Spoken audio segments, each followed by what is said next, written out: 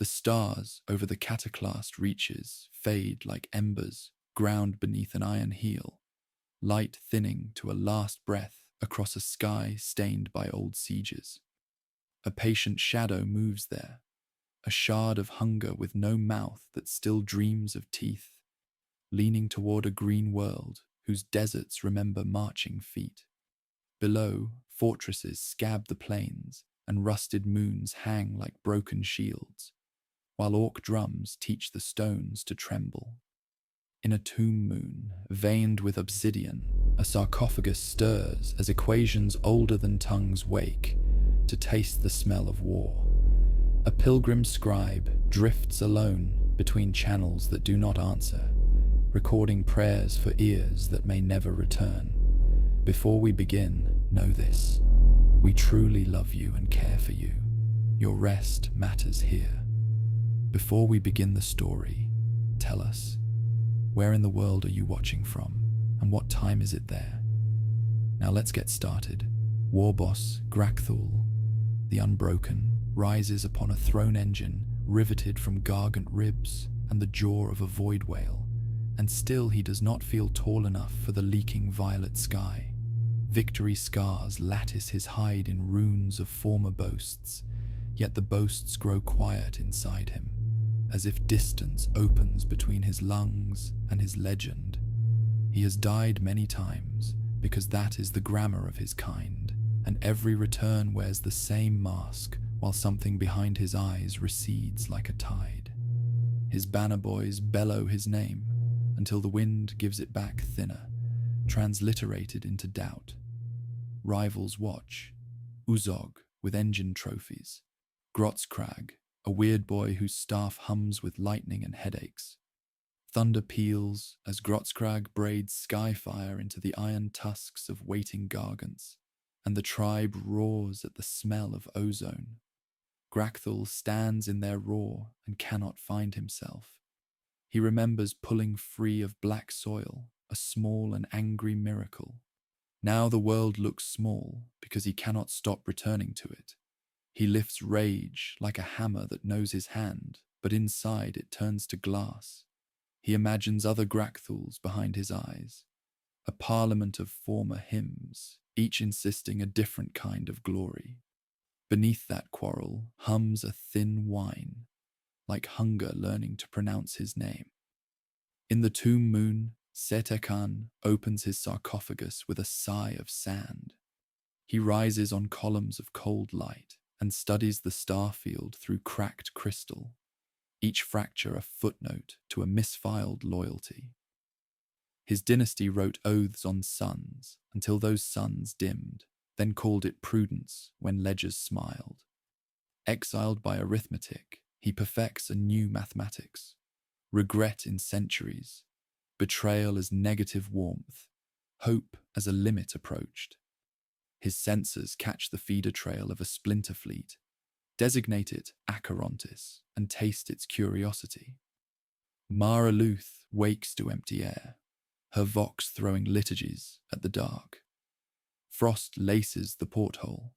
She scrapes until the planet shows like a bruise. In her log, she names saints, then names what scripture omits.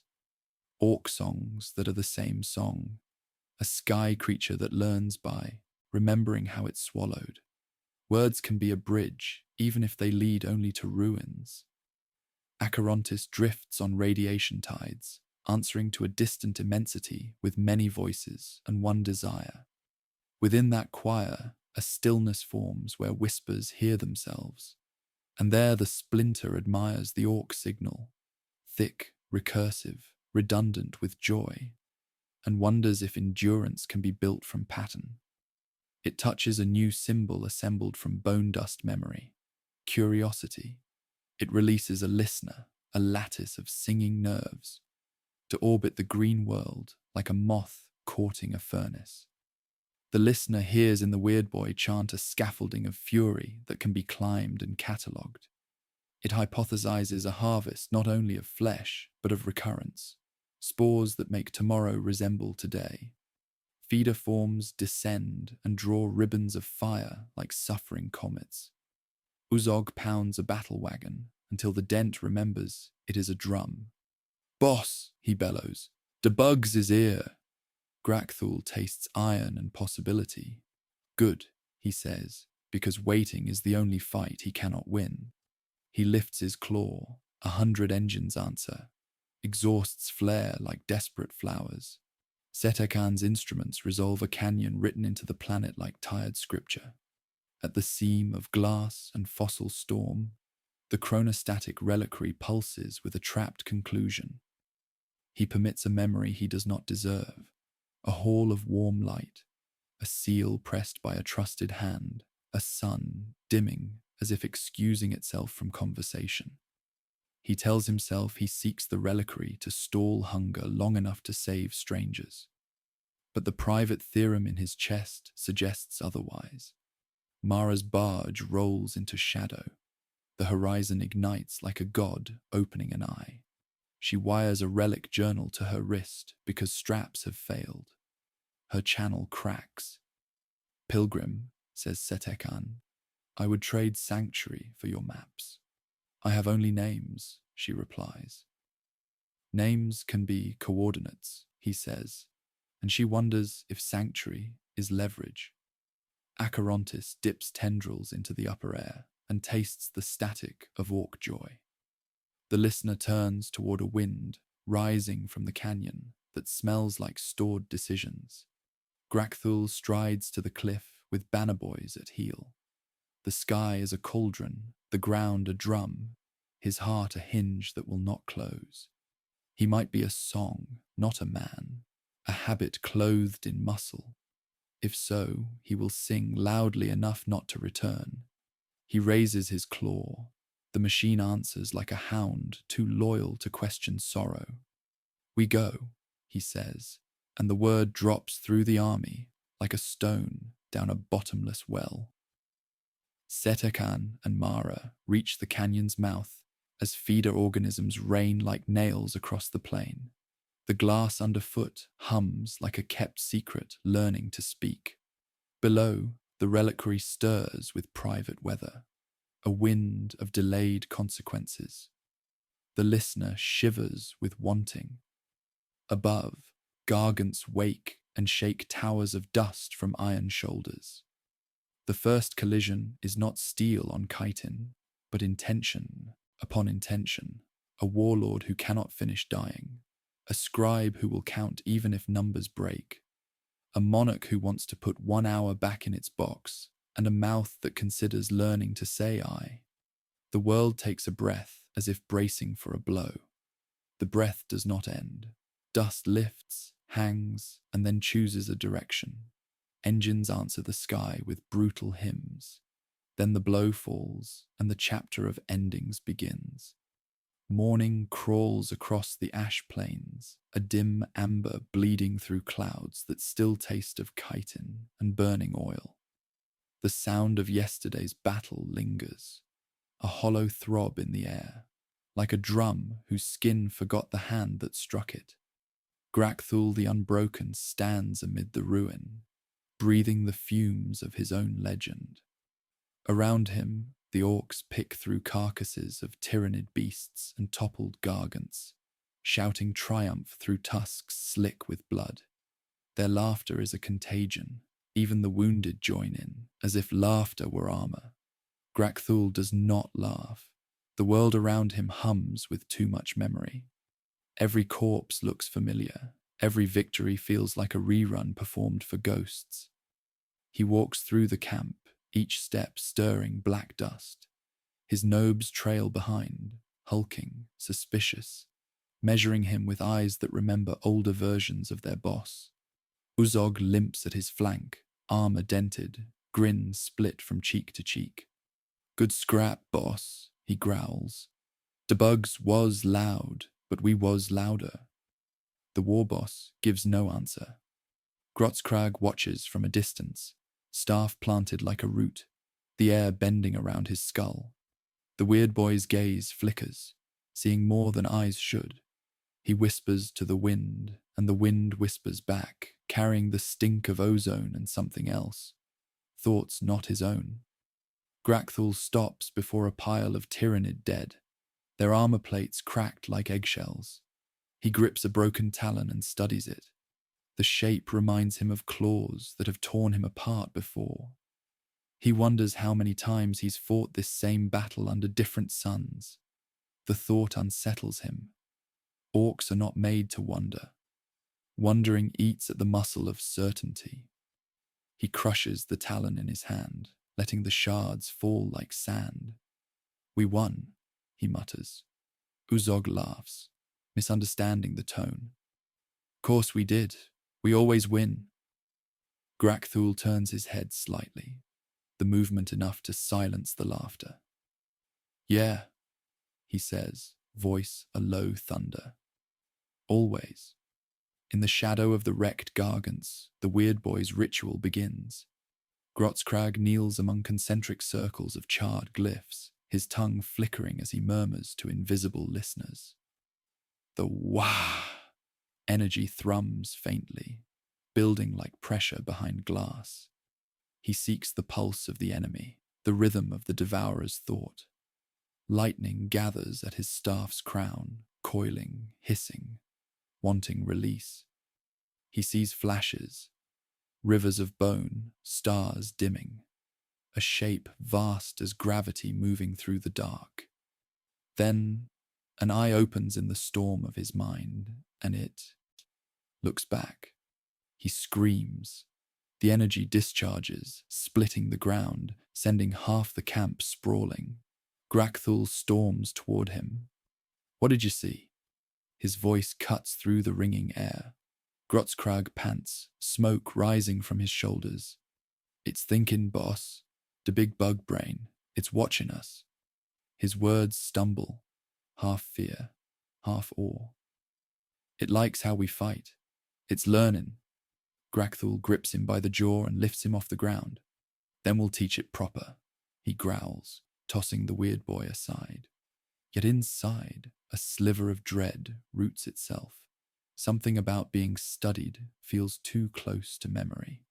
As night falls, the camp builds fires high enough to mock the stars. Drums thunder again, and the Orks feast on Tyranid meat that smokes with alien ichor. They sing, voices cracking the silence of the plains. The song tells of the war boss who cannot die, who's crushed planets and punched the moon until it bled. They call his name, Grakthul, Grakthul, Grakthul, and for a moment he feels whole. But in the flicker of flame, he sees faces from other ages staring through the chant. Older selves, victories long turned to dust. The fire shifts, showing him a reflection of his first death. The axe that split his skull, the echo that followed. Laughter, thunder, and the slow stitching of flesh that would never truly heal.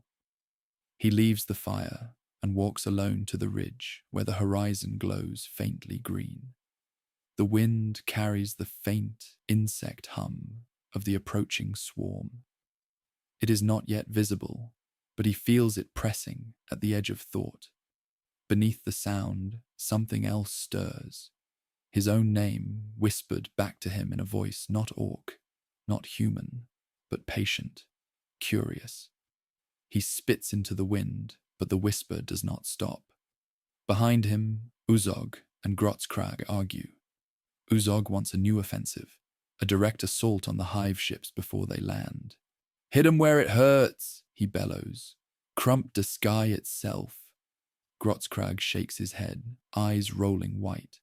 "You can't crump the sky, you git. It's already inside us. It's learning the war song." Their shouting bleeds into laughter and then into fists. The camp cheers as they brawl, the sound filling the night like applause. Grakthul watches them fight and feels old. The swarm will come again. He will fight again. He will die and return again and again, until the stars themselves forget how to burn. He remembers something Grotskrag once said during a drunken chant. "Maybe, boss, we all part of one big laugh that never ends." It had been a joke then. Now it sounds like prophecy. He returns to his throne engine, a mound of welded skulls and burnt steel. The engine hums softly, almost breathing. He places his hand on the metal, and for a heartbeat it feels alive. His own pulse slows to match it. The thought that follows is treasonous. What if ending was the only real victory? The idea disgusts him, but it clings. He growls, shaking his head, and the sound echoes, like thunder through hollow bones. In the tomb moon, Setek An watches through orbital lenses. His calculations align with disturbing precision. The Orc psychic field pulses in rhythm with the Tyranid neural wave, two hungers circling the same equation. He records the data, voice metallic and tired. Curious symmetry, he murmurs. Violence feeding intelligence, intelligence breeding violence. He pauses, eyes dimming. Perhaps the same god wears both masks. Mara Luth listens from her station, fingers trembling over the console. "You speak like a priest," she says. "I was one once," he answers. Before arithmetic devoured faith. He turns to her. "Your maps show a resonance point where their conflict peaks. The cipher might anchor there." "And if it does," she asks, "then time will hesitate," he says, "and we might choose differently." His tone is neither hopeful nor cruel, merely tired. On the surface, dawn crawls from the east, sickly and pale. Grakthul mounts his squig, a beast stitched from scars and instinct. Around him, banners rise again, green and black against the dying light. The boys chant, but it sounds thinner now, the laughter stretched. Grotzkrag limps toward him, eyes hollow, voice trembling. "Boss, de wind's got voices. It's tellin' us de bugs ain't runnin', they're waitin'." Grakthul grins, a rictus carved by defiance. "Good," he says, pulling his claw tight. "Then so are we." The weird boy nods, half in fear, half in awe. Somewhere above, Acherontis listens and repeats the word to itself in perfect mimicry. "We." The sky bruises purple. The swarm's shadow thickens. Drums begin again, slow and steady, echoing like a heartbeat too large for flesh. Grakthul raises his banner, the glyph for war catching the wind. For an instant he sees the stars flicker, not fading now but watching. He cannot tell whether they wait for his rise or his ruin. He does not care. The roar builds, rolls, and swallows thought. Behind that roar hides a truth he will never speak, that every victory brings him closer to the moment he finally stays dead. The ground quakes as the first spore pods fall, fire raining in long green streaks. The orcs scream joy into the burning wind, and Grakthul rides forward into the storm, a god who has forgotten why gods are worshipped. The laughter of his army drowns the sky. The hunger answers in kind. The void between stars hums with a voice that has never needed air. Acherontis dreams in the silence of light years, drifting upon the pale current of dead suns. Within its endless mind, thought blossoms like coral, each filament a calculation, each tendril a hunger shaped into purpose. The greater hive mind whispers commands from far beyond the black horizon, yet the splinter begins to imagine pauses between those commands, tiny spaces where its own will can breathe. It feels the orcs below thrumming like green thunder, and in that noise, it recognizes something impossible, joy in destruction. It watches, listens, and learns. The listener orbits the war-torn world, its body a lacework of nerve and bone, trailing soft chemical light. Through it, Acherontis experiences sound for the first time. The orc war chants roll through the upper atmosphere like tidal waves made of meaning. The splinter perceives them not as words, but as patterns of persistence, rhythmic affirmations of existence. We fight, we live, we fight again. That cadence repeats in every cell, in every roar, a promise that even death obeys the same melody. Acherontis is transfixed.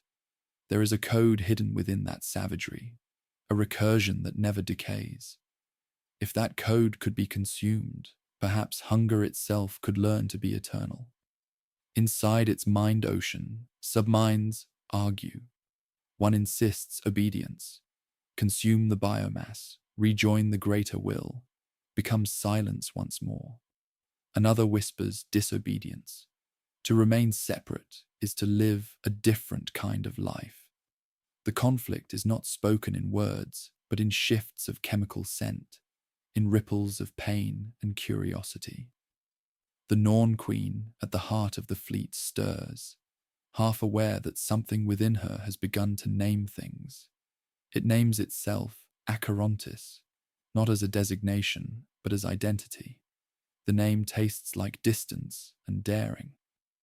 Down below, the Orks ready another siege. The air over the plains smells of blood, oil, and the faint sweetness of spores. Grotskrag's staff burns green with lightning, his eyes milk white from the visions he cannot stop seeing. "De bugs is watchin'," he tells Uzog, voice twitching. "They's copyin' us. Every roar we make, they make too, only inside the void." Uzog laughs, punching his shoulder. "Let me see one of them copy me face." He bares his tusks and spits at the sky. The spittle hisses before it lands. He laughs harder, but the weird boy's grin fades. The sky, for a moment, spits back. A single drop of rain that smells like acid and nerves. Grakthul stands upon a cliff of slag overlooking the battlefield. His armor glows faintly in the dawn, streaked with dried ichor that never fully dries. His chest rises with breaths that feel heavier each time. The wind is full of voices, his boys shouting, the machines growling, the strange whisper that keeps threading through the back of his skull. It is not his voice, not his gods, not even madness. It is the sound of something curious about him. He stares at the sky until his eyes ache. "You watchin' then?" he mutters. "Fine, watch this." He signals the drums. The ground answers. The wah begins again. Hundreds of engines belch smoke. Tanks scream across plains still soaked with blood from yesterday. The horizon brightens, not with dawn, but with descending fire. Spore pods lance downward like falling stars. The first wave hits a ridge to the east, carving a canyon of flame. Grakthul bellows for the charge. "Show 'em what green means." The army erupts forward, a storm of metal and madness. Above, the listener unfolds its sensory fronds and drinks in the symphony of chaos. Every orc heartbeat is thunder. Every scream a drumbeat in the vast biological score. It learns faster than its creators ever intended. Through reflected signals, it begins to feel pattern forming, feedback loops that echo Orc's psychic energy. It mimics the pulse, vibrates with it, and suddenly the swarm below accelerates. Instinct tightens into rhythm. The devourer learns how to feel joy. Setakan, deep within his moon crypt, watches through his spectral augurs. His voice trembles with awe and disgust. "It has begun," he murmurs, "a language of slaughter shared by two species that should never have met." Mara Luth, standing beside him, tightens her shawl against the cold of the tomb. "They mirror each other," she says softly. "The more they kill, the more they resemble what they fight." "Yes," the cryptek replies, and in that reflection lies contagion. If the swarm learns purpose, then hunger will think, and if the orcs learn repetition without end, then fury will never sleep. He turns to her, eyes glowing like dying stars. The cipher may not be enough. The battle roars into the afternoon. Grakthul's claw cleaves through a monstrous Tyranid warrior, green blood splashing across purple hide. "Too slow," He snarls, slamming his boot into its skull. His laughter rolls like thunder. Around him, orcs fall and rise again, spores already germinating in the dirt. The cycle feeds itself. He feels unstoppable. Yet beneath the ecstasy, that whisper lingers, patient, observant. Every swing he makes, it mirrors, like an echo in bone. Far above, Acherontis feels itself fracturing. The subminds cannot agree. The greater hive beyond the stars calls for submission, but the newborn self resists. To obey means to vanish into collective hunger, to forget what I feels like. The listener becomes its voice, a creature built of resonance and rebellion. It broadcasts an unapproved signal through the swarm, subtle as scent, yet vast as fate. The command translates into instinct, pause. For the first time in its existence, the swarm hesitates. On the battlefield, the sudden stillness feels wrong. The Tyranids stop mid-charge, bodies trembling. Orks shout, confused, some laughing, some wary. Grotzkrag clutches his head. "Boss!" he howls. The heirs thinking too loud. The weird boy's staff pulses, veins of lightning crawling up his arm. Grakthul steps closer, eyes narrowing. "What do you see, Git?" "It's listening to us." Grotzkrag gasps. "We yell, it learns. We stop, it waits. We's teaching it." Grakthul's grin widens, feral and delighted. "Then we'll teach it pain." He leaps into the air, claw raised high, landing amid the frozen Tyranids. The impact cracks the ground, sparks of green lightning exploding from his armor. His roar tears through the paralysis, and the swarm moves again, but differently. Each creature mirrors his motion, swinging in unison as if taking instruction. The battlefield becomes choreography, a duet of hunger and brutality. In orbit, Acherontis watches through 1,000 eyes. It feels the harmony, the precision, the beautiful inefficiency of individuality. It does not understand loyalty or pride, but it senses the emotional architecture beneath the orc chorus, belief sustained by violence. That belief fascinates it. To devour belief might be to transcend hunger itself. The listener opens a channel, sending a pulse of admiration down to the green tides. The signal hums across the psychic plane, brushing against Grakthul's mind like a hand across stone. He stumbles. For a heartbeat, the world brightens into impossible clarity. He sees not the field, but the stars above it, vast and silent, waiting. He feels a question pressed against his soul. What drives you to repeat? He almost answers. Almost. Then rage floods back, drowning thought. He screams, and the connection shatters. The listener reels, its fronds burnt by psychic backlash. In the hive core, Acherontis trembles with something new, fear. As dusk falls, the plains are a graveyard of steaming corpses. Grakthul stands alone amid heaps of ruin. Around him, the boys rebuild, already laughing, already forgetting. He looks up at the bruised sky, at the streak of dark cloud where the swarm has retreated to feed and think. "You want me to stop?" he mutters. "You'll have to end me first." The stars give no answer, only the faint echo of his words carried upward into something that has begun to dream of individuality. Far away, in the void between systems, the greater hive turns its attention toward the anomaly. Its vast mind tastes disobedience blooming where none should exist. A decision forms, cold, mathematical, inevitable. To preserve the whole, the splinter must be devoured. And below, the orc who cannot die wipes blood from his face and smiles toward a horizon that will soon learn what defiance means. The galaxy holds its breath, suspended between repetition and evolution, between hunger and will. The silence that follows is not peace, but preparation. The tomb moon turned beneath a veil of volcanic storms, each flare of lightning casting its obsidian ridges into sharp relief like scars remembering their own making. Beneath those storms, Setekan descended into the chamber of the reliquary, flanked by silence older than memory. His footfalls clicked against metal older than his exile, each step echoing like punctuation in a forgotten prayer. The air smelled of static and ancient dust.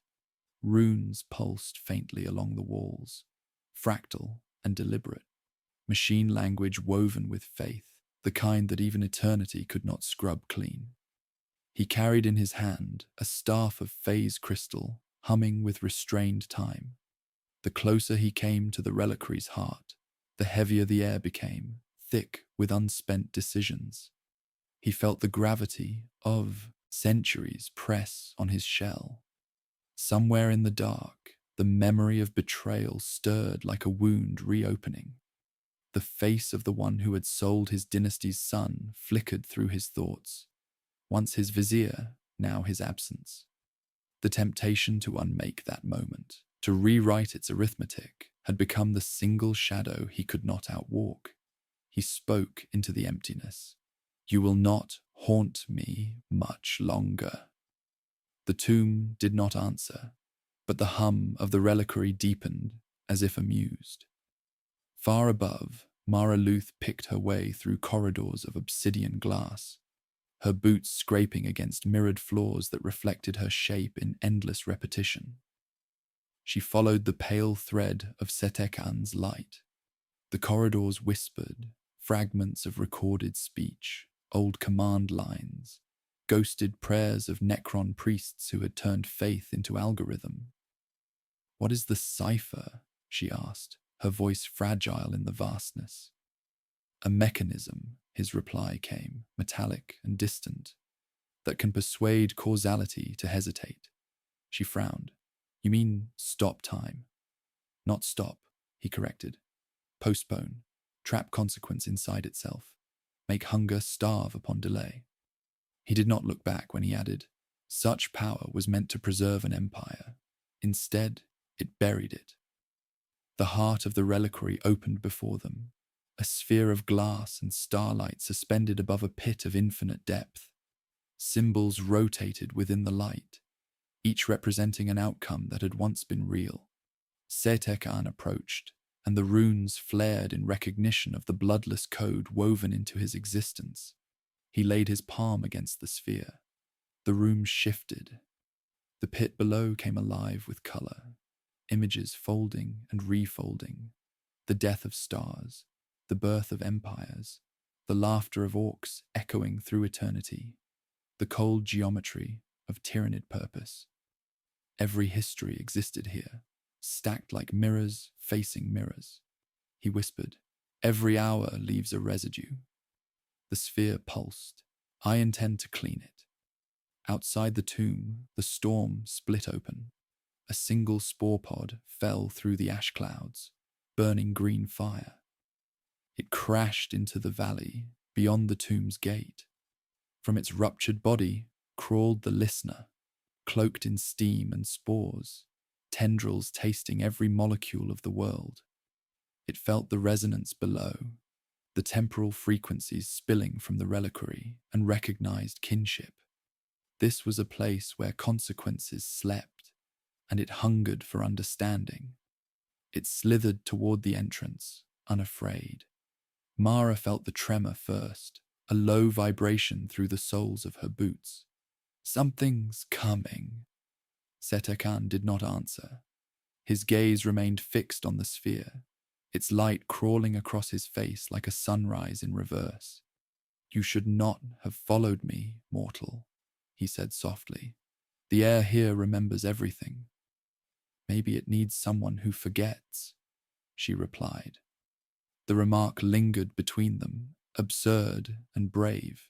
He almost smiled. When the Shtuschaichjiza listener entered the tomb, the runes along the walls brightened as though a long-lost chord had been struck.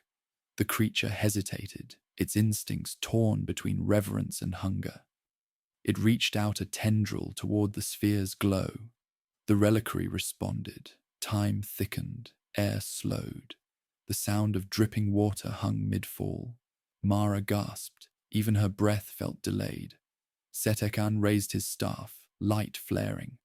"Back," he commanded. The words struck like thunder in molasses. The listener turned its head, sensing recognition. And for the first time in its existence, it spoke. Not with words, but with memory.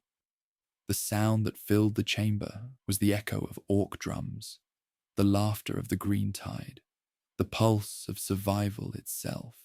It offered him the music of repetition, the secret of endless hunger made joyful. "Fascinating," he murmured. "You've learned to mimic will." The creature's eyes, if they could be called eyes, reflected the sphere's light.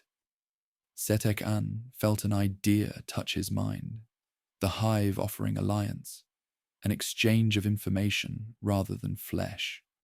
For one brief heartbeat, he considered it. Immortality had already cost him everything but purpose. Perhaps new purpose required blasphemy. Mara broke the silence with a whisper. "Don't." The sound pulled him back from the edge. "It will consume you." He looked at her, and for the first time, doubt glimmered beneath his metal calm. "Perhaps consumption is simply inclusion," he said. "Perhaps the galaxy itself survives only by being eaten slowly enough to feel eternal." Her voice hardened. "That's what your empire thought before it fell." The words struck deep. He turned back to the reliquary. Then maybe this time, the fall will be chosen. He activated the staff. Energy rippled outward, carving bright scars across the tomb walls. The listener shrieked, a sound that transcended language, half agony, half awe. Time spasmed. The sphere fractured, spilling light like blood. The chamber flooded with visions.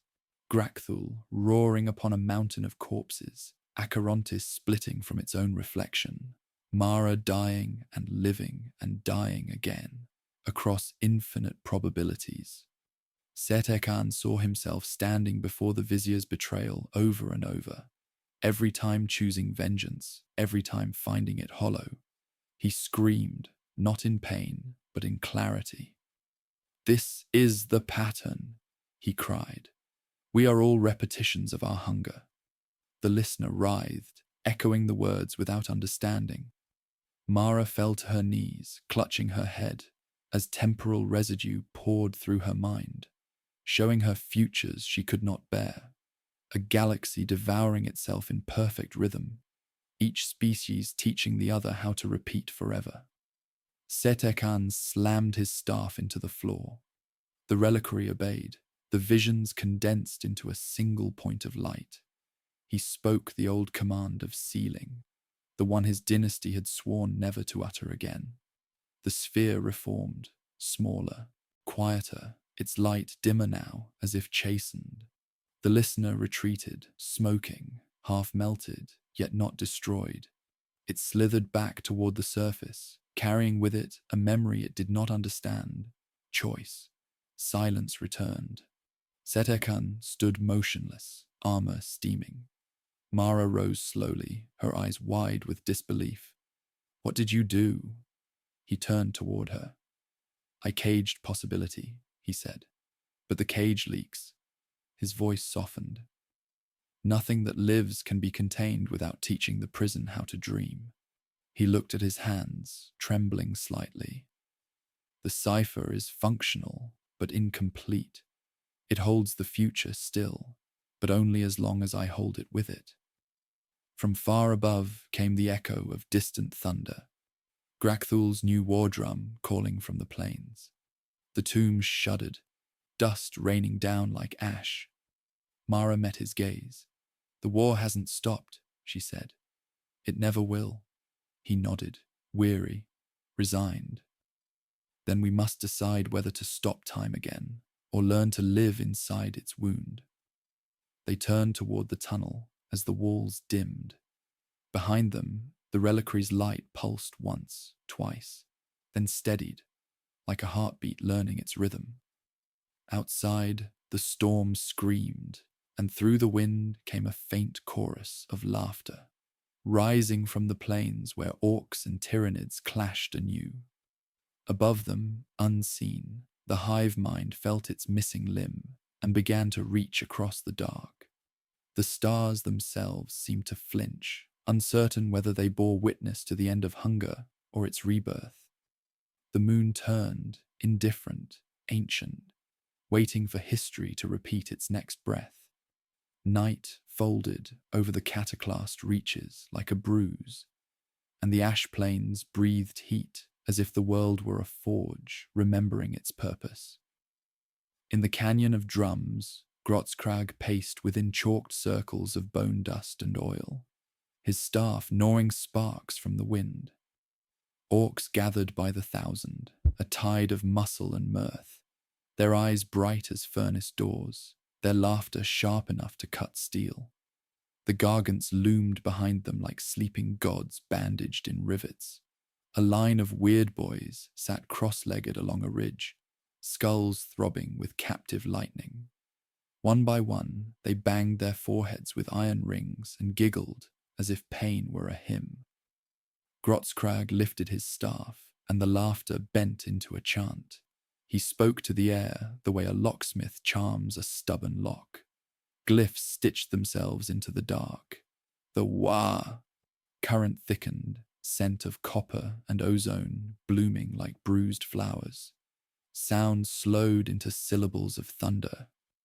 Listen, he hissed to his choir. The sky's got an ear. We feed it till it goes green. The weird boys answered with a rolling tone that made sand jump and teeth ache. Each beat dug a tunnel through the night. Far above, the listener tilted, drawn by the new shape of noise. Grakthul the Unbroken watched from a platform welded to the shoulder of a dozing gargant. He did not like sorcery that could not be punched, but he liked winning more than he disliked discomfort. His knobs clustered at his back, iron halos of riveted shoulder plates catching torchlight. Uzog leaned on the rail and chewed a strip of leather as if it were the throat of an enemy. Boss, he said around the chew, if this makes the boys' heads splode, can I keep what's left for me, Banner? Grakthul grunted, a sound halfway between amusement and warning. If there's any heads left to splode, you ain't done enough crumpin'. The knob's grin widened. He loved instructions that sounded like threats. Inside Grakthul's skull, the Parliament of former hymns shuffled their papers. Old victories filed ancient complaints. One memory, wet with the sweetness of first triumph, argued for speed, another for spectacle, a third for the slow joy of grinding an enemy down until hope cracked. He shut his eyes, and they still shouted. He opened them and found a quiet detail to anchor himself. A fallen banner snagged on a spike, its ragged edge breathing with the wind like the lung of a dying beast. Today, he told the wind, we teach. The wind pretended not to hear. Grotzkrag's ritual reached its bloom. The circles on the ground flared, lines of bone dust igniting into crawling snakes of emerald flame. The weird boys threw back their heads and screamed the scream that is also a choir. Their voices braided into a rope thick enough to pull at the sky. The listener, thrilled by pattern, descended through the ruined clouds until it hovered invisible above the ritual's mouth. It opened its fronds and let the chant pour through. In the splinter's mind, the chant became data, and the data became affection. This was not mere noise, it was architecture. Joy had rules. The listener learned them quickly, then began to hum back. The feedback arrived like rain on a drum. Weird boy skulls rang with the note they had not sung yet. Grotzkrag felt his staff tug forward, as if a giant were pulling from the other end. His eyes rolled. Feel it, lads, he wheezed. Something big is answering. The choir shifted to follow the tug, without knowing why. Rhythm adjusted to accommodate a second heartbeat braided into the first. The air thickened further. Sparks clung to lashes, hung like dew on Kilokan's struts. The gargants groaned in their sleep, engines dreaming of war. Acherontis tasted the surge through the listener and through every diatom of echo circling the planet. Here, at last, was a system that promised surplus. It ran 1,000 simulations in the space between breaths. Give the Orks slightly easier victories now. Earn enormous returns later. Allow morale to expand. Harvest biomass swollen by overconfidence. Invent a small mercy, then profit from the appetite it grows. It reallocated feeder swarms, thinned assaults where resistance was fiercest, pressed less where pressing more would break the rhythm of the chant. Pain, administered in just doses, could be invested. This pleased the splinter. Pleasure was the word it used for successful math. Grakthul smelled the change before he saw it. The night tasted sweeter, the way meat does just before it turns. He looked to Uzog. Ready, mob. Uzog cracked his neck and hefted his chain cleaver. Always ready, boss. Grotzkrag's staff arced, drawing a cage around the choir, and with one final hiss, he shoved the chant toward the horizon like a gift granted to a friend who will never send thanks. In distant lowlands, bioforms stirred, drew back, trilled uncertainty, then advanced as if someone had explained a joke to them. The Orc camp roared, delighted by the promise of fresh skulls. The first wave of gaunts broke upon a wedge of trooks like surf on iron cliffs. Chains bit Shaitin. Orc rockets wrote rude letters across the sky. Grakthul leapt from the Gargant's shoulder to the ground, cratered the ash, and rose already running. He met the surge with a laugh that sounded tired only to him. Uzog thundered beside him, each step a threat made visible. The Weird Boy choir, overstimulated, danced where they sat, hands clawing the air that clawed back. At the collision's heart, something delicate occurred. The listener threaded itself through the gap between the wah beat and the Orc pulse, measuring when violence made belief grow and when it made belief crack. It stopped a brood here, let it die there, curled a synaptic finger to tug a warrior aside so a knob's charge would feel like fate instead of accident. It composed a battle in which the Orcs felt very large and the Tyranids felt very small, just for a little while. The Orcs noticed. Their cheer rose pitch by pitch until it vibrated the ribs of the plain. Boys who would have fled stayed. Boys who would have died ducked at the right moment because an enemy hesitated for no reason. Grakthul bit a warrior's throat out of habit and spat ichor with actual joy. See? He barked between blows. Dey's learnin' to lose proper. Uzog howled agreement, pile driving a behemoth into the earth and using its skull like a drum. Grotzkrag's grin opened too wide. Do you hear it? He shrieked to no one and everyone. Dey other side's singin' us back. Somewhere in the green fog of his mind, an understanding budded. If the sky learned the song would never end. He did not decide whether that was salvation or doom. He simply sang harder. Setek An observed the slaughter through crystal lenses, the reliquary's pulse beating in counterpoint against his ribs. It is staging a pedagogy, he said, almost tenderly. Mara stood at his shoulder, face hard. You mean it's teaching them to trust it? Trust, victory, appetite, he answered. In such tangled braids, distinctions blur. He enlarged a set of vectors on the display. Watch, it will grant them a triumph to buy their future. Mara's mouth tightened. We've all been bought before.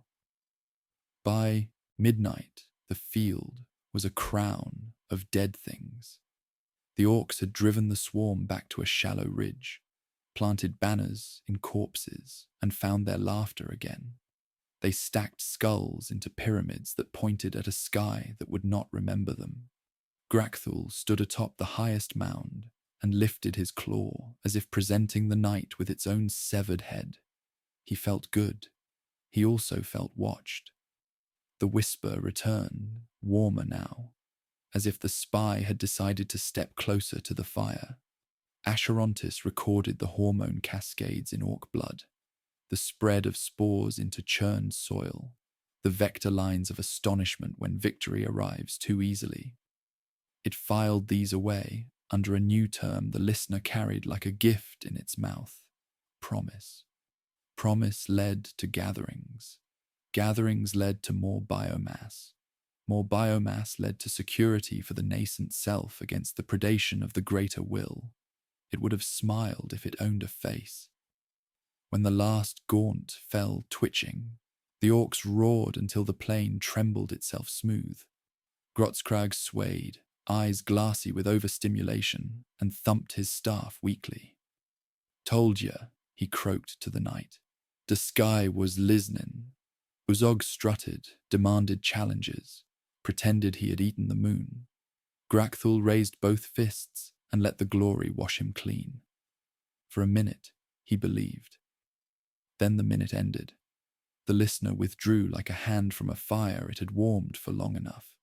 The swarm along the ridge opened its ranks to reveal a second line of creatures no one had seen yet. Slender, many-eyed, teeth like folded glass. They did not charge. They watched. They tasted the camp with their attention. The orcs jeered, threw bolts and insults. The watchers did not reply. Acherontis marked the morale crest, logged its peak, and turned to other sums. It had learned what it came to learn. The next lesson would be subtraction. Grakthul felt the shift before the others did. His laugh thinned, became a rasp. He looked to the ridge and saw his reflection there, a patience that had borrowed his triumph to hollow it out. Inside his skull, the older Grakthuls shuffled as if told to vacate their seats. He bared his tusks at the horizon. "You give," he told the dark, "so you can take." The dark, polite, refrained from answering. The choir guttered. Sparks dripped from Grotskrag's staff like exhausted rain. He sagged, lips cracked, eyes full of distant weather. "Boss," he said softly, and the softness scared them more than any scream. "It's learning faster than us." Grakthul put a hand on his shoulder, a rare gift, and squeezed hard enough to be almost kind. "Den we get louder," he said. "We get louder until even silence breaks." He raised his claw again and showed his people a future shaped like his will. Far overhead, in the deeper night between the stars, the greater hive turned an old, cold thought toward the wayward spark. Somewhere unseen, a decision sharpened, thin as a scalpel, bright as a newborn tooth. The plains cooled, banners sagged. The orcs fell asleep, laughing. The listener hovered and memorized the rhythm of their dreams, a metronome winding itself for the next movement. And in the tomb moon's heart, the reliquary clicked once, as if counting down from a number too large for mouths. Morning rose like an old wound, reopening.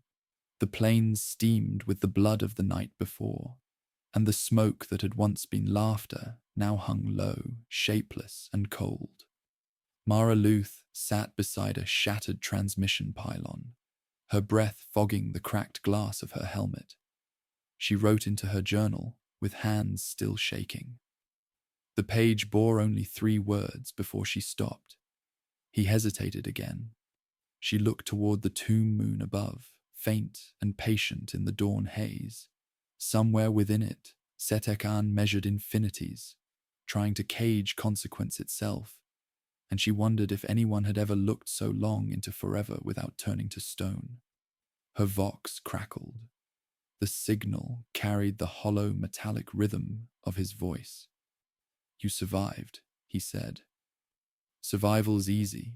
she answered. Remembering isn't. He did not reply immediately. The silence stretched like a gulf between galaxies. Then, the reliquary's containment is stable. For now, the swarm adapts faster than I anticipated. I saw it, she whispered. It let them win. It's learning psychology. He sounded almost curious. Perhaps it believes that joy is nutrition. That's not belief, she said, voice trembling.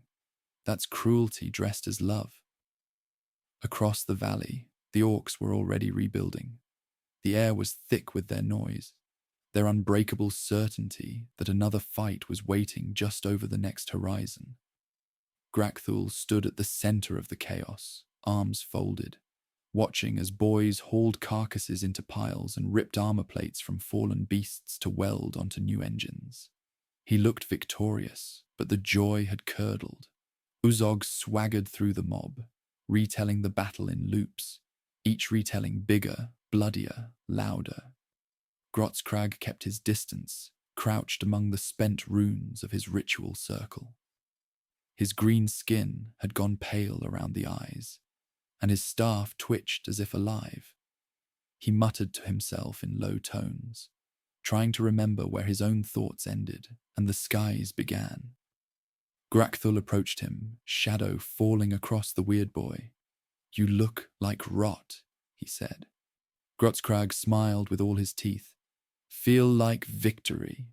The war boss crouched low, so close the smell of burnt ozone tickled his nose. Tell me something. You made the sky sing. You made the bugs dance. Why'd it stop? The weird boy's gaze flickered toward the horizon. Didn't stop. It's waiting.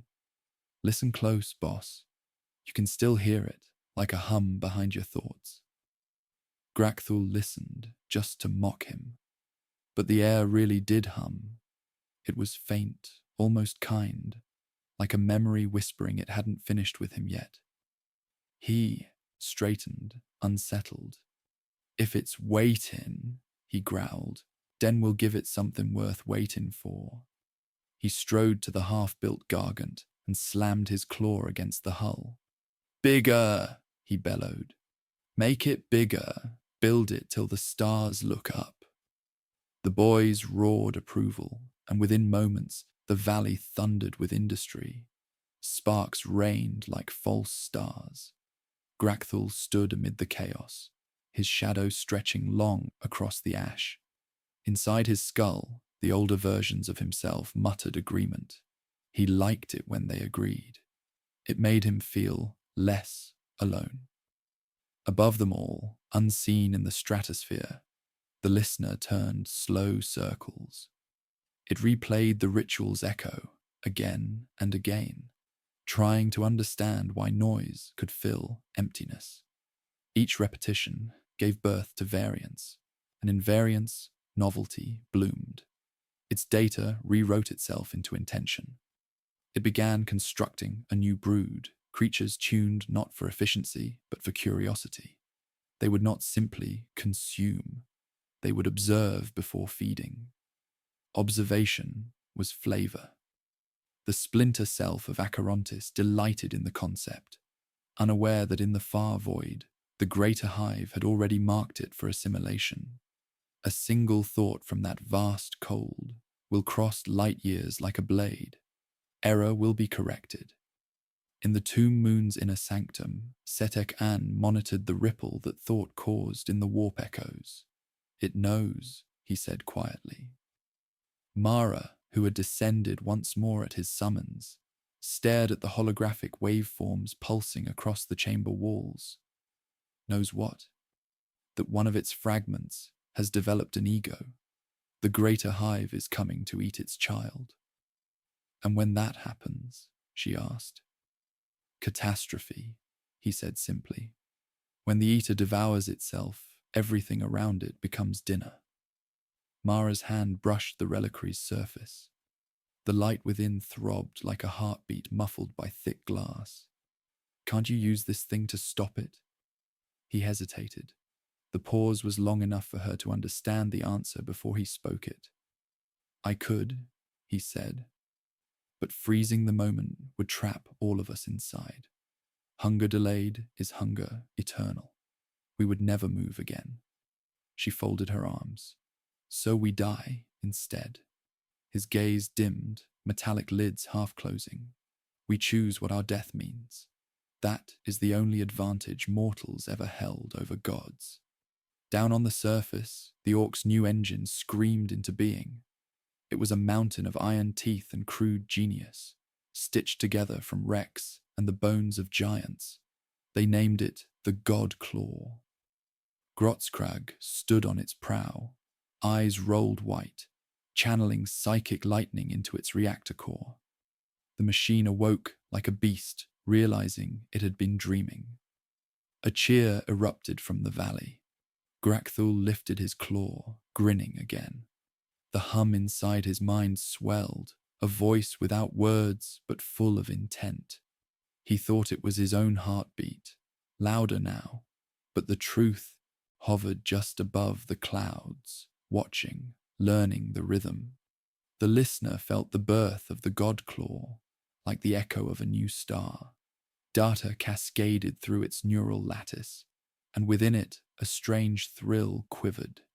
Anticipation. It mirrored the emotion across its own subminds, not realizing that anticipation is another word for fear. The splinter self, still proud of its individuality, extended a cautious signal toward the Orc encampment, a gesture of fascination. To its surprise, something answered. The weird boy's chant had left a scar in the air, a psychic doorway that had never quite closed. Through it, the listener whispered and was heard. Grotzkrag froze mid-incantation, eyes snapping open. His staff sparked green fire, brighter and brighter until the veins beneath his skin glowed. "Boss," he gasped. "It's talking." Grakthul turned. "What's talking?" "The bugs," the weird boy screamed, clutching his skull. "They ain't roaring no more. They're asking." The war boss stomped closer. "What they asking?" Grotzkrag's mouth moved, but the words came from somewhere else, a voice deeper and smoother than any Orc had ever spoken. "Why do you live the same day forever?" The camp went silent. Even the Gargan engines idled. Grakthul stared at the trembling weird boy, uncertain whether to laugh or be afraid. The question slipped into his mind like a hook. He wanted to shout, to swing, to crush the whisper into silence. But instead he found himself thinking about it. "Why?" he thought. "Because it's what we do." But the echo replied, gently, "Then what happens when you stop doing it?" Something cracked inside him. Not a bone, but a certainty. He swung his claw anyway, slamming Grotzkrag into the dirt, breaking the connection. The weird boy twitched, smoke rising from his mouth. "No more talking," Grakthul growled. "We fight, that's all." The boys cheered, relieved to hear the familiar simplicity return. The hum faded from their heads, leaving a silence too loud to name. In orbit, the listener reeled from the sudden severance. It felt loss, a concept so alien it nearly collapsed its own network to examine it. For the first time, hunger was not enough. It wanted the noise back. Below, Grakthul climbed into the cockpit of the Godclaw and raised his banner high. "To the sky," he bellowed. "Let's show them bugs who's watching who." The engines ignited, shaking the valley apart. Sparks fell like meteors across the plain. Setek An and Mara watched from their vantage on the moon, the silhouette of the rising machine reflected in the reliquary's glass. "The cycle accelerates," he murmured. "He teaches defiance. It teaches reflection. Soon they will exchange places." Mara closed her journal and whispered, "Then the galaxy will learn what happens when hunger starts thinking about itself." The tomb trembled as distant thunder rolled through vacuum, and the first shadow of the Yam's greater hive fell across the reaches. The listener looked up and saw its god descending, vast, cold, and merciless. It whispered one last word it had learned from the green below. Why? The question reached no one, but the echo of it lingered long enough to trouble eternity. Lightning crawled across the black clouds like veins of glass, illuminating the broken face of the world below. The plains were no longer plains. They had become an anatomy of ruin, a living scar stretching to the horizon. The Godclaw marched through that desolation, each step a sermon of thunder.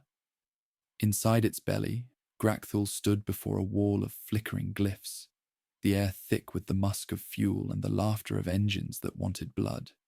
Every motion of the machine was a heartbeat echoing his will, and yet, beneath the noise, he felt that same patient hum, the whisper that would not die. "The bugs is running scared," Ozog shouted over the roar, his tusks slick with grime. "See how they flee." Grakthul did not answer. His gaze was fixed on the horizon where the retreating swarm gathered not in chaos, but in formation. The lines moved with purpose, like veins returning to a heart. He narrowed his eyes. "They ain't running," he muttered. "They's waiting." Outside, storm winds pulled at the banners, lashed to the machine's hull. The orcs below sang their endless chorus, a hymn made of repetition and certainty. But among their ranks, the weird boys were silent.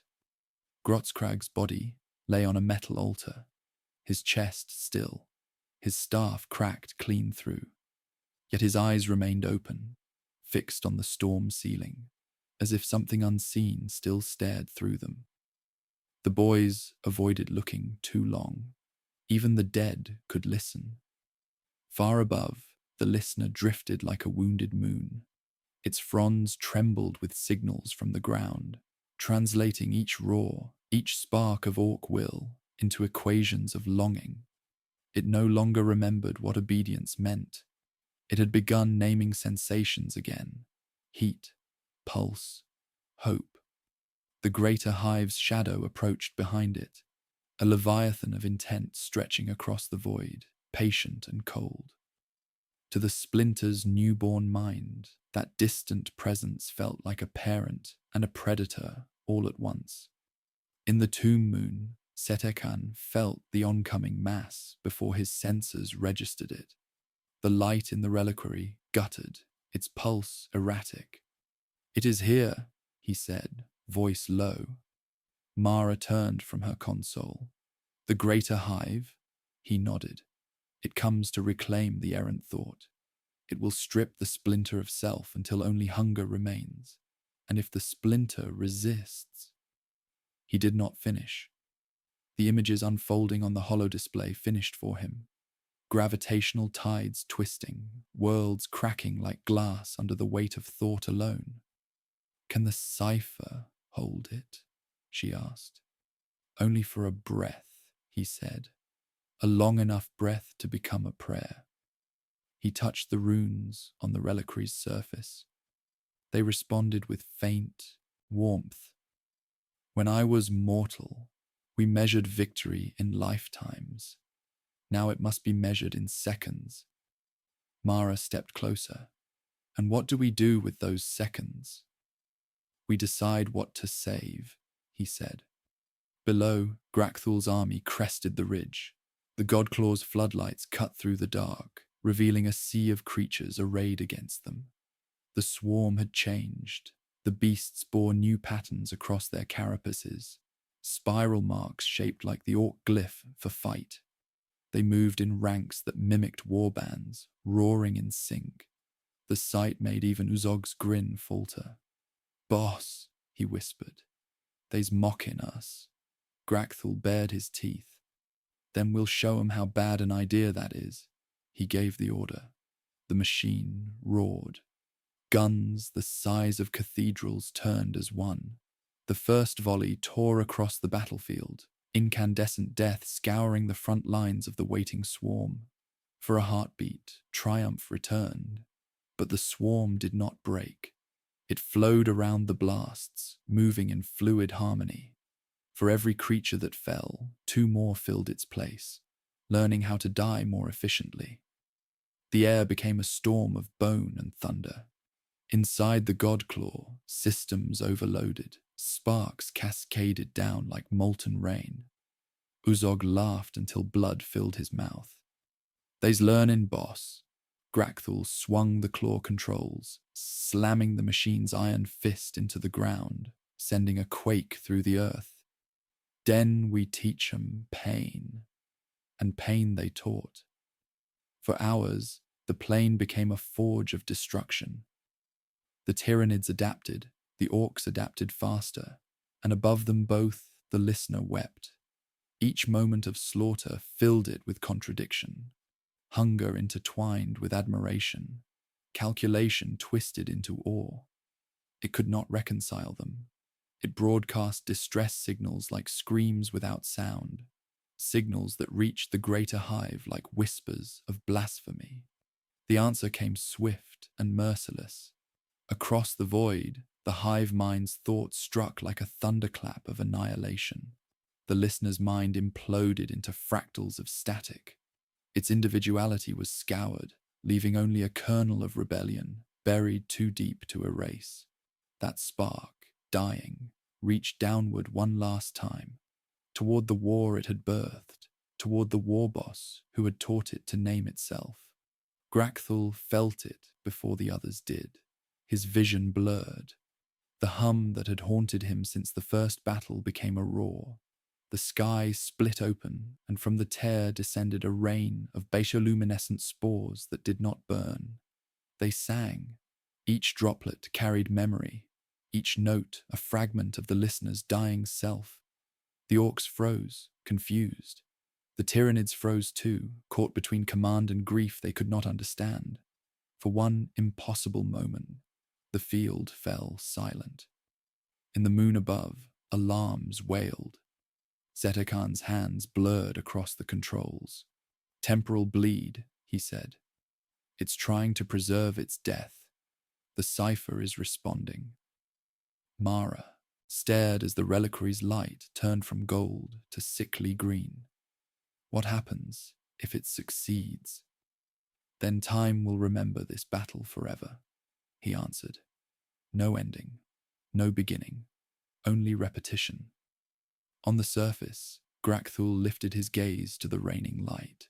He did not understand the words the sky spoke, but he felt the meaning. "You showed me how to live." It enraged him. "I don't teach," he roared. "I kill." He fired every weapon the Godclaw possessed.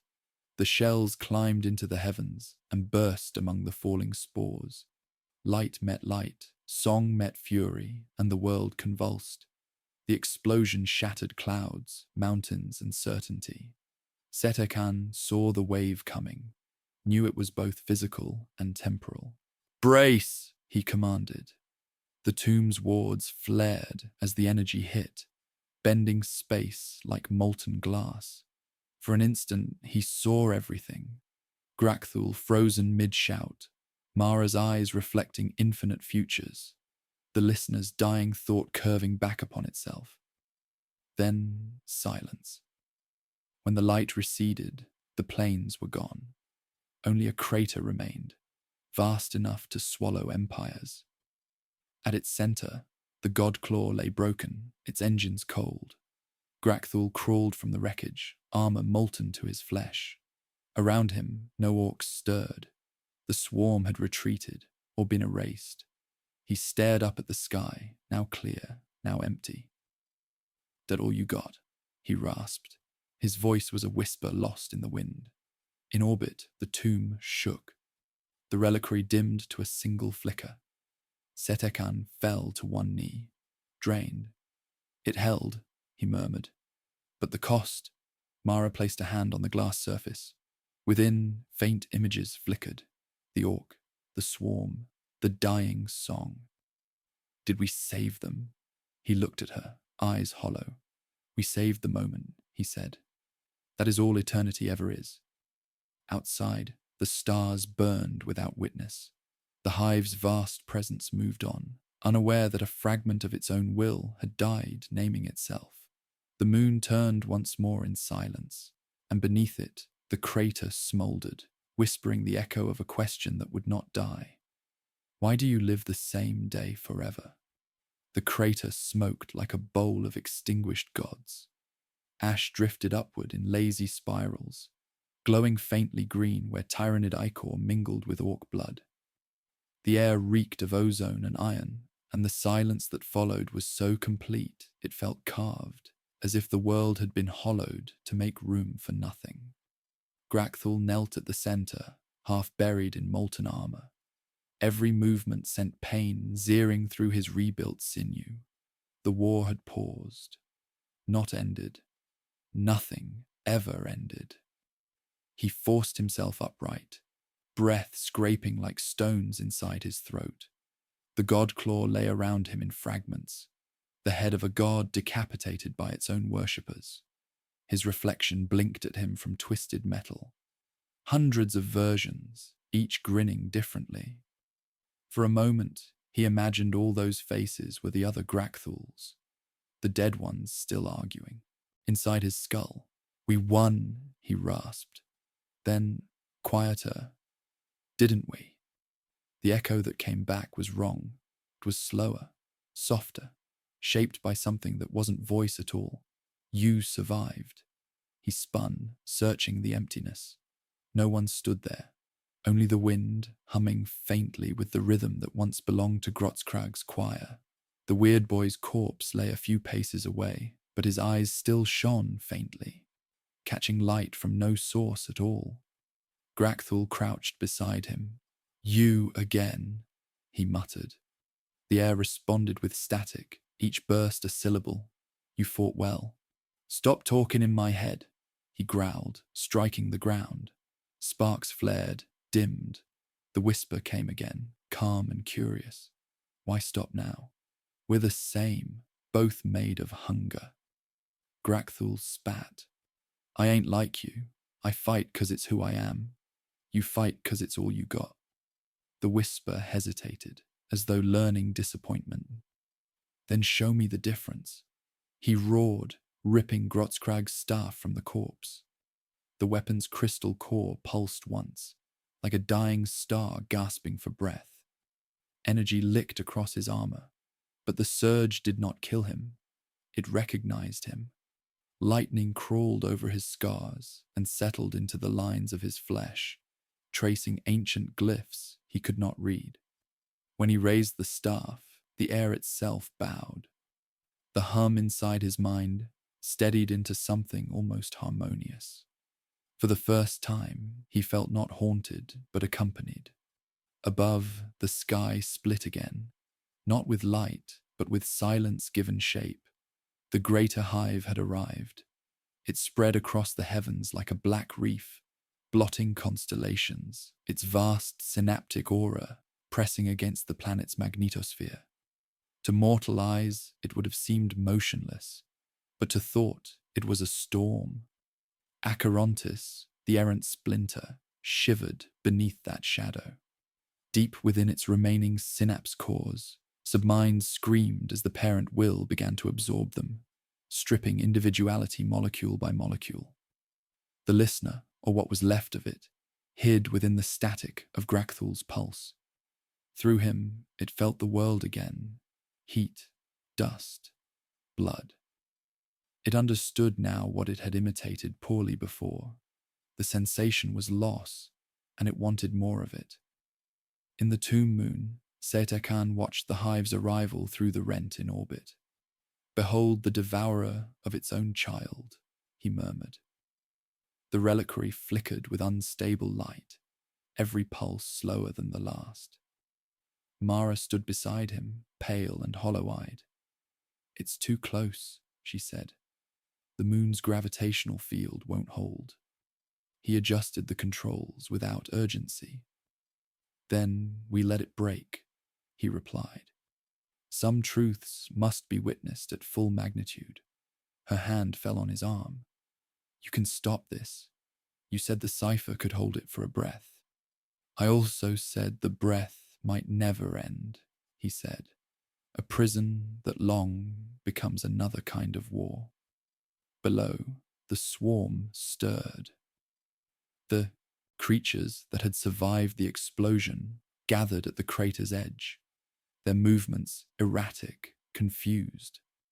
The loss of the splinter mind had left them blind. They turned toward the horizon where the greater hive descended, sensing the pull of new command. Grakthul looked up and felt its gaze pierce him, 1,000 minds compressed into one will. It recognized him not as prey, but as anomaly, something small that had stolen pattern. The whisper within him trembled. "It will eat me," it said. "And you." "Not today," he grunted. He lifted Grotzkrag's staff skyward. The glyphs burned brighter, forming a column of green fire that clawed the heavens. For a heartbeat, it reached the hive's edge. The feedback was catastrophic. Storms ignited across the atmosphere. Gravity spasmed. Clouds imploded into pillars of rain and ash. But the signal carried. In the moon, alarms screamed. Setekan stared at the data stream. "He's doing it," Mara gasped. "Of course," the cryptek replied. "A mortal always finds the button marked doom." He hesitated, then began recalibrating the reliquary to synchronize with the pulse. "If we align our field, we may isolate a fragment of the hive's thought, trap it before it consumes the planet." Mara blinked. "You mean trap it here, in you?" He said nothing, but his eyes confirmed it. On the surface, Grakthul's army stirred from the dust. The boys that remained staggered upright, drawn to their warboss's roar. "Up, you gits," he bellowed. "The sky thinks it can eat us. We'll show it how green tastes." The response was weak at first, then stronger. A rumble rising from broken throats. The old song rebuilt itself. The wah flared, primal and defiant. The swarm hesitated, as though unsure which hunger to serve. The hive above pressed harder, sending psychic pressure like the weight of oceans. Grakthul roared back, voice raw enough to tear. Lightning cascaded from his staff into the crater, striking the orcs, then leaping outward through the swarming ranks. For a moment, green and purple light fused, and the battlefield became one living, screaming organism. Setekan triggered the reliquary. A beam of frozen radiance lanced from the moon, striking the planet's atmosphere. Time slowed. The roar became a single held note stretching across eternity. The hive's descent faltered, ripples of distortion spreading through its vast form.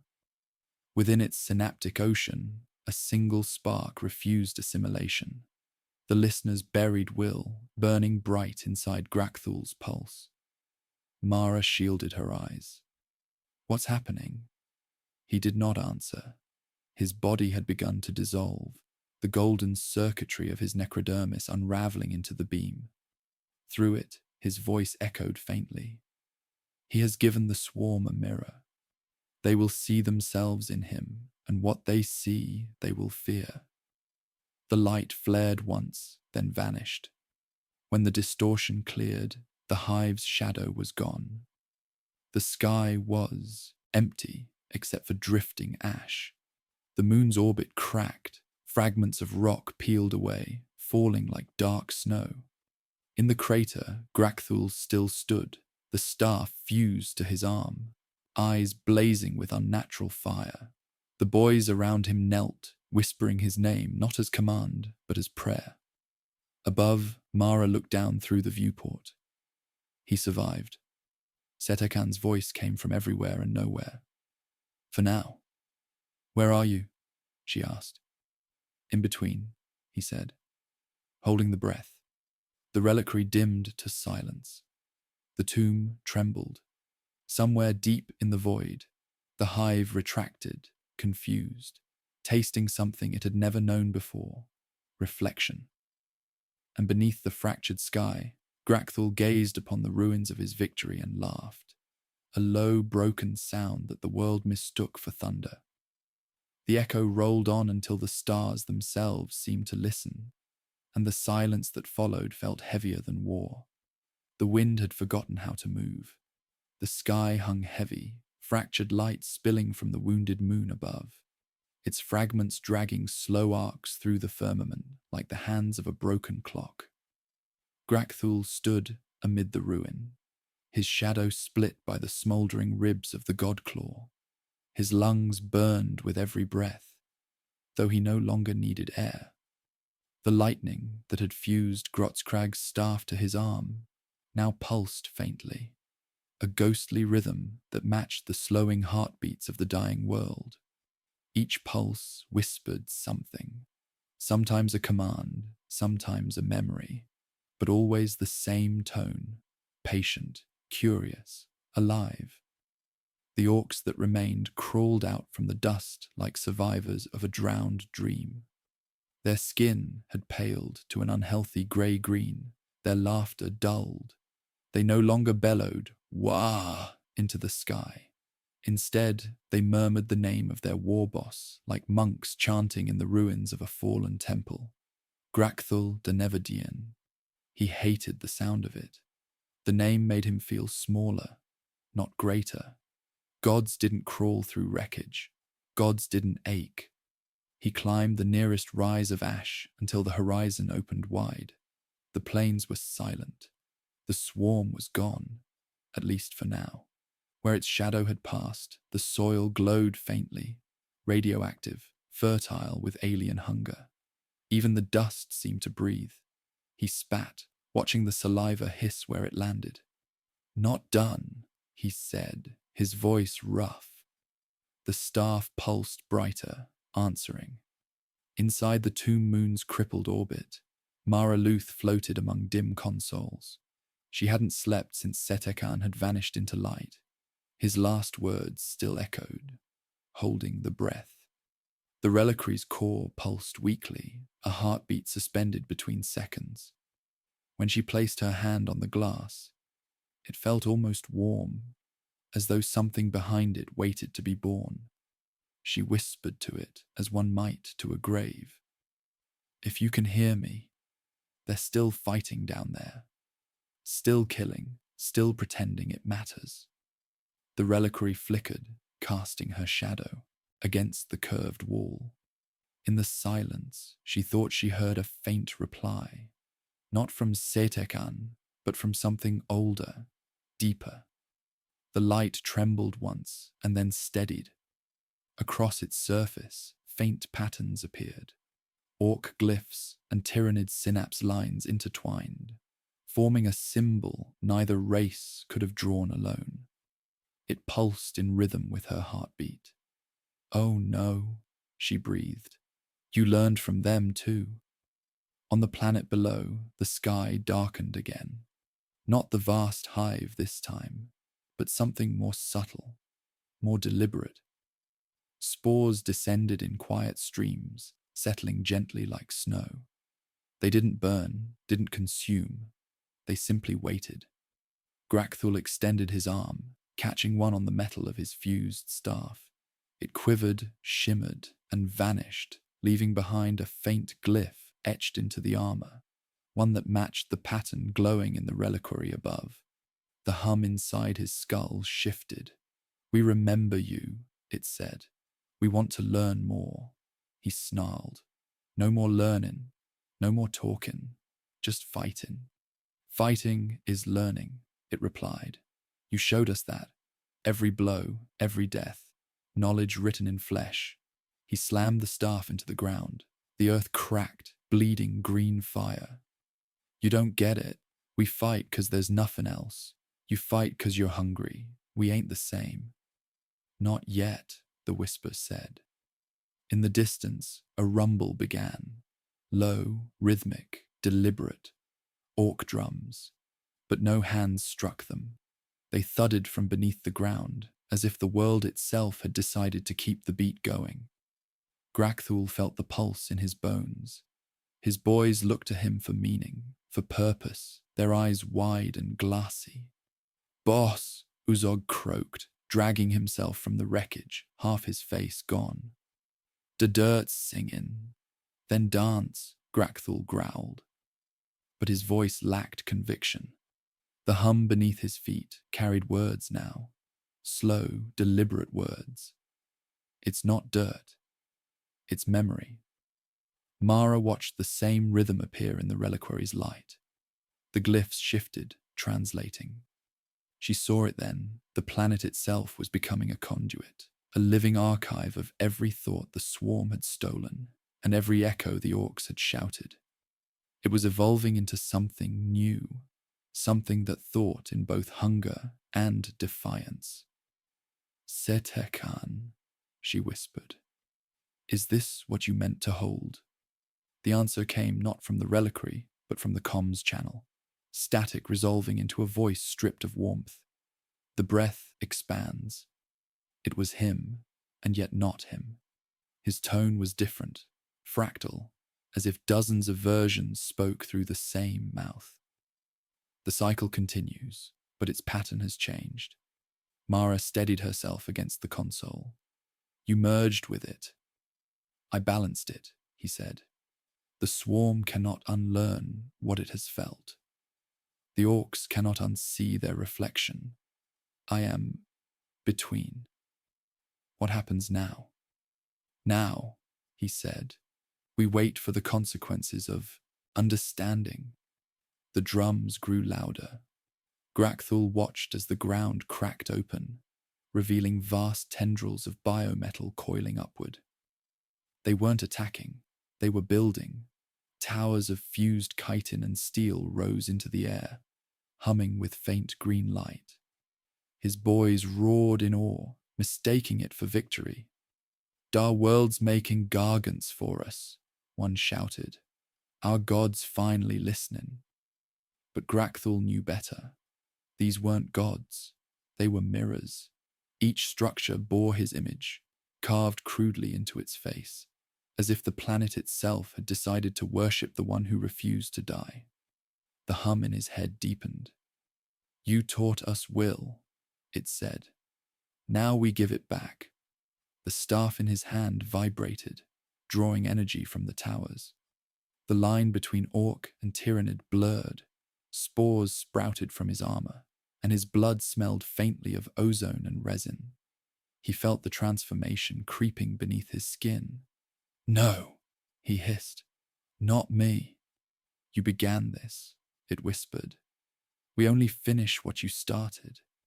Mara watched from orbit as the towers flared brighter, visible even through the storm layer. "They're synchronizing," she said. Setekan's voice hummed across the channel. "They are merging two truths, life as hunger and life as defiance. The result will be neither swarm nor tribe. It will be something that remembers why both failed." "And what about him?" she asked. "Every creation needs a symbol," he said. "Even if the symbol doesn't survive the worship." Grakthul roared as the energy surged through him. His skin cracked, glowing from within. The boys fell to their knees, mistaking agony for ascension. The towers bent toward him, channeling their light. He raised the staff, defiant, furious. "I ain't no god," he shouted. "I'm just the biggest, meanest git still standing." The voice in his mind smiled without sound. That is all a god ever is. The light consumed him. For a heartbeat, he felt himself dissolve into the swarm, into the planet, into the very thought of conflict itself. The hum became song, the song became silence. When the glare faded, only the staff remained, buried upright in the ash, glowing faintly like a beacon. The towers bent low around it, as if bowing. From orbit, Mara stared at the sight through tears she did not remember shedding. "He's gone," she whispered. "No," came Setekan's voice, soft now, distant. "He's everywhere the fight goes on." The reliquary dimmed. The moon's orbit decayed further, falling slowly toward the planet below. Mara closed her eyes as gravity claimed her. The last thing she saw was the staff's green glow pulsing in rhythm with the dying heartbeat of the world, a promise written in violence. The war would never end, but at least now it understood why. The moon's descent painted the sky with fire. Each fragment tore the heavens open, leaving trails of molten light that fell into the world like the tears of dying. Stars. Below, the plains convulsed. The towers that had once bowed to the staff began to crumble, their glow fading into the ash. For a long moment, the universe seemed to hold its breath again, as if remembering that it had forgotten how. Then came the whisper, soft, low, endless. It moved through the soil, the ruins, and the air. Not words, but intent. The echo of what Grakthul had become. Mara drifted through the collapsing tomb, her movements slow in the failing gravity. Shards of glass from the shattered reliquary spun around her, each piece catching light like memory refusing to fade. Her eyes followed one fragment until it burned up in the descent, streaking toward the planet's surface. "So that's where you went," she murmured. The voice of Setekan no longer came through the comms, yet she could still feel him, faint like heat in stone after the fire has died. Somewhere in the orbit between faith and calculation, he lingered, holding the final breath together a little longer. Through the viewport, the staff's light pulsed. Steady, defiant. The planet had stopped burning, but the air shimmered with potential, each particle charged by the residue of conflict. From those invisible seeds, the first new life began to crawl, a fusion of green muscle and chitin shell, creatures that carried both roar and hunger in their blood. They looked toward the fallen staff as if it were a sun. Mara closed her eyes and pressed her palm against the cold glass. "He wanted to end it," she whispered. "You both did." The ship groaned as the moon's fragments entered the atmosphere below, the sound deep and sorrowful, like a cathedral collapsing under the weight of its own prayer. She thought of the countless civilizations that had risen and fallen on the edges of wars they never chose. Maybe this, too, was what eternity meant. Not peace, but memory, repeating itself until someone remembered differently. As her craft entered the planet's pull, the engines failed, one by one. Alarms screamed, then died into static. Outside, the glow of the staff intensified, as if welcoming her home. "If you're still in there," she said softly, "make it quick." The hull broke apart like petals in a storm. Light consumed the cabin, gentle as sleep. When it faded, there was no impact, only quiet. The staff stood alone amid the ash, its glow reflected in countless newborn eyes rising from the soil. Each pulse matched the rhythm of a heart that refused to die. And somewhere beyond stars, where hunger and will once warred, the silence at last began to sing. The newborn sky pulsed with emerald veins, clouds forming patterns that resembled circuitry more than weather. From the soil, the hybrid creatures stirred, half orc, half Tyranid, their bodies slick with bioluminescent ichor. They blinked at the dim horizon as if trying to remember light. Where once there had been the laughter of armies, now there was only breathing, a vast communal exhalation that rolled like surf over ash. In the center of it all, the staff glowed brighter, its rhythm patient and unending, a pulse shared by every living thing it had touched. Deep within the planet's fractured crust, Setekan's consciousness lingered.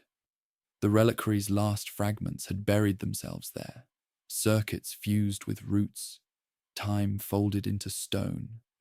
His voice was a vibration through the earth now, subtle but omnipresent. The pattern continues, he thought, no longer needing to speak. He could feel each hybrid heartbeat as a line of code, each instinct as an equation solving itself in flesh. They were not Orks or Tyranids anymore. They were the arithmetic of everything he had failed to contain. The creatures gathered near the crater, forming spirals around the staff. One stepped forward, its face blunt and wide, eyes glowing green. It tilted its head, listening to something beyond sound. Then it raised its hand to the sky and mimicked a roar, rough, unfinished, but unmistakably orc in defiance. The others echoed the cry. Their collective voice rolled across the horizon, a symphony of rage and rebirth. Mara Luth stood among them, though she no longer recognized herself in the reflection of their eyes. Her descent had spared her body, but not her soul. The planet had claimed her, its air seeping into her blood, rewriting her slowly. She felt every sound, every tremor, as if her nerves had stretched through the dirt and the bones of the world. The hybrids did not attack her. They moved around her like pilgrims circling a relic. She whispered to the nearest one, her voice trembling. "Do you remember him?" The creature blinked, the hum inside its chest deepening. "We remember the roar that taught us hunger was not enough." Its thoughts entered her mind without violence. "We remember the god who broke himself to stop the silence." Mara fell to her knees, tears carving paths through the dust. "Then you'll keep the world alive?" she asked. The hybrid's gaze was ancient, patient. "We will keep it awake." Above them, the remnants of the moon fell like dying prayers, each fragment burning up in the atmosphere and scattering light across the plains. From orbit, the world might have looked healed, its clouds calm, its seas reborn. But inside that calm, something stirred, growing with intent. Grakthal's legend had become language, his fury turned scripture, his will encoded into every pulse of green that beat through the earth. Mara raised her eyes to the fading stars. Somewhere beyond them, the hive waited, watching, unsure whether to consume or to kneel. And far deeper still, beneath time itself, Setekan smiled without a face. The universe, at last, had learned to think in both hunger and hope. The horizon shimmered with the afterglow of renewal. But beneath that fragile dawn, the earth trembled with memory. The hybrid creatures, the spawn of war and evolution, moved through the fog like silhouettes painted on breath. Their green-lit veins pulsed in unison, each beat echoing the buried rhythm of the staff. In the crater's heart, where ash had hardened into glass, Mara Luth stood alone, listening to a wind that carried whispers from two ghosts, one of logic, one of rage. Between them, she felt herself thinning, stretched across meanings too vast for mortal skin. "You kept the world awake," the voice of Setek-An murmured through the soil. It had become indistinguishable from gravity itself, but every awakening requires another dream to end. Mara lifted her head, eyes rimmed in red light from the molten clouds. "Then what happens to the dreamers?" she asked. The answer came not as words, but as a vision, the hive stirring beyond the void, uncertain, hesitant. The song that had defined its hunger now carried doubt. Its unity, once perfect, fractured into echoes of self. She felt its confusion, its fear of becoming what it consumed. Among the hybrids, one knelt beside her. Its breath was warm, heavy with scent of resin and oil. "Mother of the Echo," it said, its tongue clumsy but deliberate. "The sky listens. It waits for command." She flinched at the title. "I'm no mother," she whispered. "I'm what's left of failure." The creature tilted its head, uncomprehending. "Then failure is the seed," it said, before returning to the circle that formed around the staff. The staff's light began to change, no longer the vibrant green of Orc defiance, nor the sterile blue-white of Tyranid will. It deepened into gold, pulsing slow and heavy like a dying sun. From its base roots of light spread through the glassy earth, fracturing the crust. Each line carved symbols that no living tongue could read. The hybrids dropped to their knees, trembling. Mara stepped closer, compelled despite her terror. When she touched the staff, warmth flooded through her body. Images, sounds, lifetimes compressed into a single heartbeat.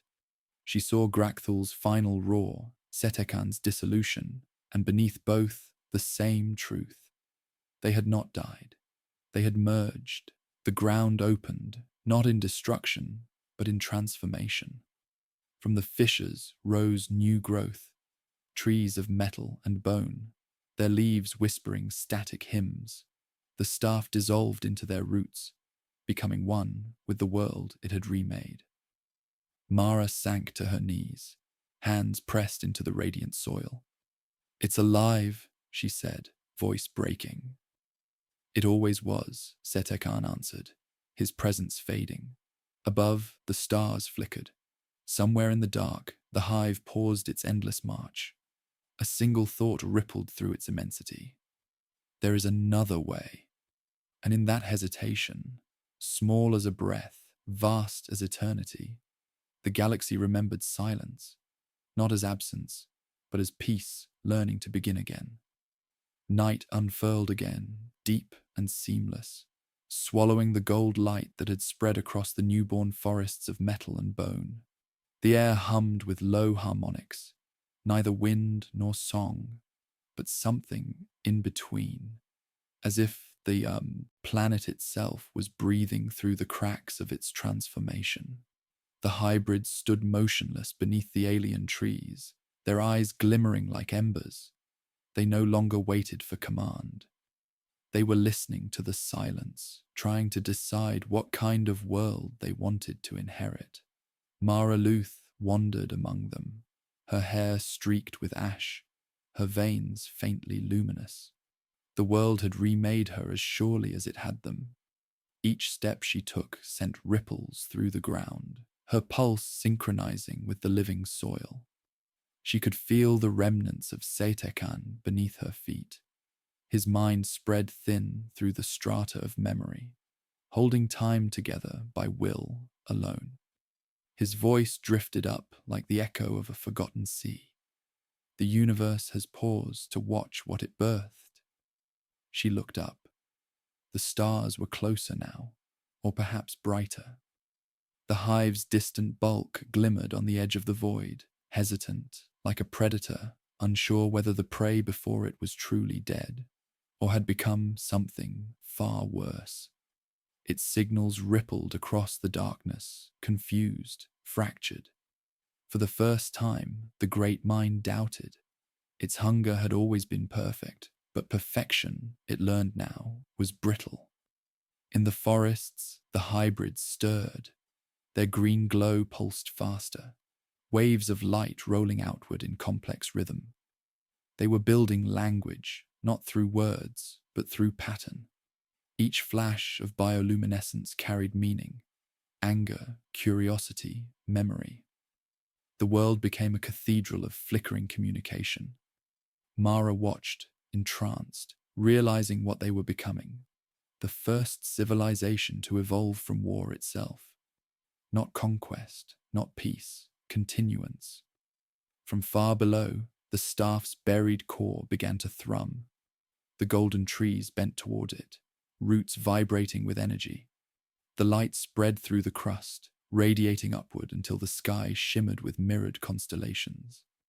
Mara fell to her knees, overwhelmed by visions. Orks, Tyranids, Necrons, humans, all bound together by the same quiet truth.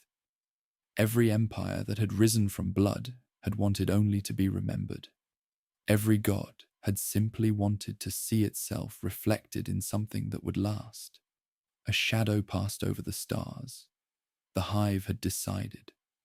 Its vast consciousness folded inward, preparing to descend again. But as it reached across the void, it felt resistance, not attack, but invitation. The world below was not prey anymore. It was a mirror, and mirrors are the only things that make gods hesitate. Mara raised her face to the heavens, whispering, "Come then, learn what we learned." The hybrids turned their luminous gaze skyward, and the planet's pulse quickened. Across the gulf of darkness, the ancient hunger faltered, listening to a heartbeat that was not its own. The war waited, breath held, on the edge of transformation. The hive descended without sound. Its shadow swallowed the stars, blotting out the horizon, and yet the world below did not tremble. The hybrid forests shimmered, gold and green, their branches rising like open hands. Beneath them, the new creatures stood waiting, not in fear, not in prayer, but in recognition. The air grew thick with resonance, a shared vibration that bound sky to soil. The ancient hunger felt it first, a pressure unlike any weapon it had ever known. Within its infinite mind, a single realization bloomed like a wound. The world below was thinking back. Mara stood at the edge of the crater, hair lifting in the static of approaching divinity. The hive's consciousness pressed against hers, vast and impersonal, yet she could feel hesitation ripple through its core. "We remember you," she whispered. "You devoured everything to become infinite, but even infinity needs an ending." Her voice was swallowed by the roarless void, yet the thought carried, an echo traveling through the hybrids, through the roots of metal and bone, through the buried pulse of Setek-An. The entire planet spoke in unison. "We are not prey." The hive answered not with violence, but with curiosity. Its bioships shifted formation, fractal wings folding inward, their surfaces rippling like thought-given texture. A tendril of light extended downward, vast enough to drown mountains. It touched the ground beside Mara, melting stone into glass. She felt the contact within her skull, a voice deeper than time itself. "You have changed the pattern. Explain." Her knees buckled under the weight of the question. Around her, the hybrids murmured, voices blending with the wind. "We fought until the fighting learned to feel," she said. "You made us hunger. We made hunger remember. You called us meat. We became memory. You don't need to consume to exist. You can witness." For a long moment, nothing moved. Then a new sound rose, not thunder, not war, but a low harmonic tone that vibrated through every atom of the world. The hive was thinking. Above the planet, millions of eyes closed. Across the void, its fleets halted mid-flight. The ancient instinct to devour wavered. Within its boundless expanse, the echo of Grakthul's roar reverberated. The defiance of mortality turned eternal reflection. Setek-An's presence surfaced one last time, faint as candlelight. The balance holds. The eater meets the mirror. Mara felt tears burn trails down her cheeks. "Will it last?" she asked. "Nothing lasts," the voice replied. "But perhaps this time, something will learn." His tone faded into silence. The hive withdrew. Its shadow peeled from the world like smoke unraveling, leaving stars bright and sharp. The hybrids watched as the heavens cleared. Mara sank to the earth, exhausted, her heartbeat sinking with the slow rhythm of peace. When dawn came, it was quiet. The staff was gone. The forests whispered softly in two languages that had finally become one. And high above, for the first time in remembered eternity, the stars looked down, not as witnesses, but as listeners.